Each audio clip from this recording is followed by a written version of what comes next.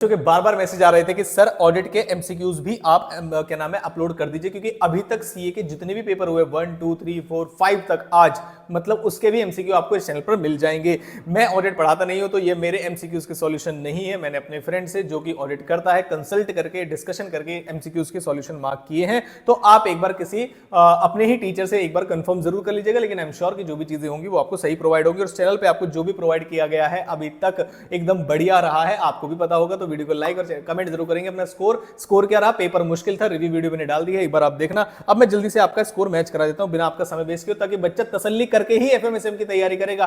कोई कितना भी टेंशन ले लेगी, नहीं सर मैं नहीं देखूंगा, भाई देखते हो तुम लास्ट में 50 वीडियोस देखते हो तो देखो स्कोर, ये देखो और इससे नेगेटिव नहीं होना। अगर बहुत कम स्कोर है तो आपको ध्यान रखना है कि एफएम और एसएम में उतने से भी ज्यादा स्कोर करना है आपको। तो जितना कम स्कोर एमसीक्यूज में उतनी ज्यादा मेहनत आप करोगे, किसमें उतनी ज्यादा मेहनत करोगे एफएमएसएम के पेपर में, जिसकी मेहनत में आपको मैं अपने साथ कराऊंगा बिना किसी दिक्कत वाली बात के। तो अब आ जाते हैं सर, पहली जो केस स्टडी है किसी में ऊपर नीचे हो सकती है। पहली जो केस स्टडी है वो है GNHN कंपनी वाली, ठीक है।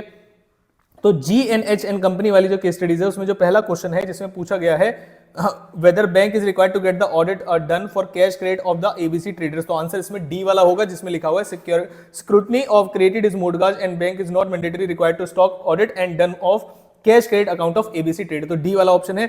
एमसीक्यूज ऊपर नीचे नहीं होंगे लेकिन केस स्टडीज ऊपर नीचे हो सकती है, तो ये चेक कर लेना। कह रहे whether correct classification and provision norms have been applied in the account of precision engineering. तो सी आंसर इसका है जिसमें लिखा हुआ है the account should have been classified as loss and asset और आगे वाली चीजें। नेक्स्ट चलते हैं, whether the asset classification of account of X limited is correct. तो इसका आंसर होगा डी, जिसमें क्या लिखा हुआ है classification is not in order as classification has to be done on the basis of record of recovery of the HFC bank only. Next आते हैं sir, is the bank's decision not to apply NPA and income recognition norms to account and SD limited valid under the regulatory guidelines. तो इसका answer है A, bank is correct to the extent of not applying NPA norms वाला answer जो है A answer इसका correct है। Next, management of ECX system limited acknowledge that going concern assumption वाला जो क्वेश्चन है उसमें पूछा है to include the separate action under heading material uncertainty related to going concern in the audit report as per the requirement of SA 570। उसके बाद है 6th वाले पॉइंट पे the following statement is not correct about limited liability partnership। तो उसने बोला every LLP would be required to file annual return in the form 11 with the ROC within 60 days of the closure of financial year। annual return will be available for the public inspection।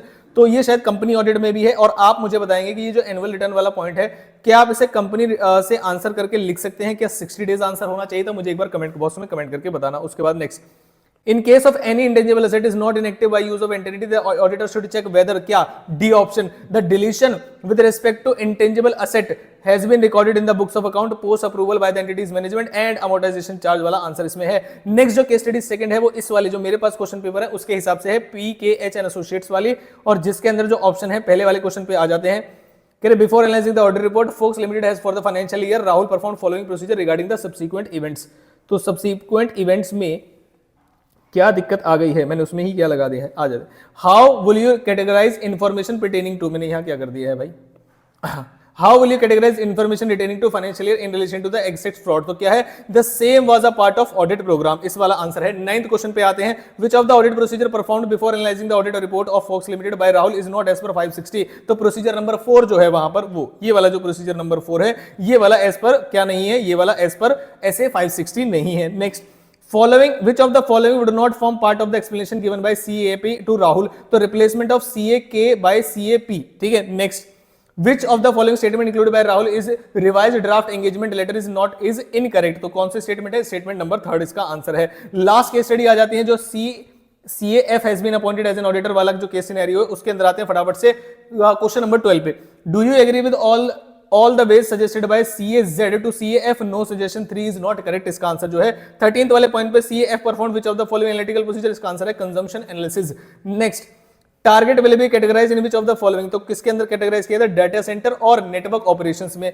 और आज का आखिरी MCQ है, विच of the following procedure performed by CAF is suitable for the justification of concern regarding borrowing. अब मैं आपको बताता हूं कि मैं आपका जो भी स्कोर रहा है तो आप कमेंट बॉक्स में कमेंट करके बताइएगा, और खराब से खराब रहने पर उतनी ही ज्यादा हम मेहनत करेंगे। और सिर्फ आप नहीं करेंगे, मैं आपके साथ करूंगा, क्योंकि मैंने आपके लिए पेपर तक लॉन्च कर दी है लक्ष्य सीरीज, जो कि आपके रहने वाली है बहुत ही ज्यादा मजेदार। हर एक चैप्टर, लेवरेज का चैप्टर मैंने किया है अपलोड 25 मिनट में, जिसमें मैंने ICI के क्वेश्चंस भी बताए, पूरी कैटेगरी बना के बताऊंगा इस वाले में कि एक चैप्टर पढ़ने के लिए कितनी प्लानर शीट में कितने टाइप के क्वेश्चन है, और हर टाइप का क्वेश्चन एक मैं कराऊंगा, उसकी PDF भी आपको दूंगा, सॉल्यूशन भी आपको दूंगा। तो भाई ऑडिट में जितनी चीजें कराऊंगा आज ही बोल रहा हूं कि उससे बाहर चीजें आपको नहीं दिखाई देगी। तो भाई मेरे साथ जुड़ जाइएगा तैयारी करने के लिए, और हमारे 15,000 सब्सक्राइबर्स आप पूरे कराएंगे तो पूरे कराने पर आईसीआई स्टडी मटेरियल का कंप्लीट सॉल्यूशन बैच आपको दे दूंगा मैं टेलीग्राम ग्रुप पर फ्री। तो जल्दी से जल्दी अपने दोस्तों से बोलना कि चैनल को सब्सक्राइब करें, और पेपर बहुत बढ़िया जाने वाला है एफएमएसएम का।